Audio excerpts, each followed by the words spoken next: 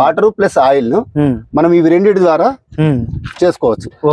ఇది ఒకటి water, wastage water దీంట్లో నుంచి వెళ్ళిపోతుంది, దీంట్లో నుంచి వేస్ట్ వాటర్ వస్తాయి.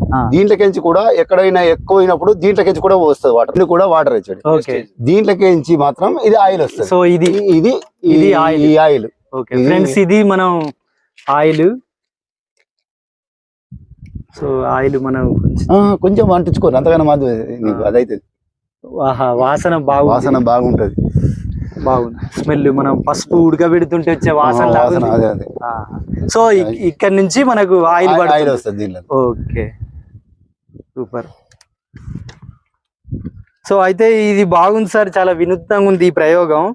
అసలు మా ఊర్లో నా చిన్నప్పటి నుంచి నేను పశువు పండిస్తుంటే చూసా. మాకు కూడా సొంతంగా చిలకలు వ్యవసాయం ఉంది. నేనే స్వయంగా 7th క్లాస్ నుంచి 10th క్లాస్ చదివేంత వరకు ఊళ్ళో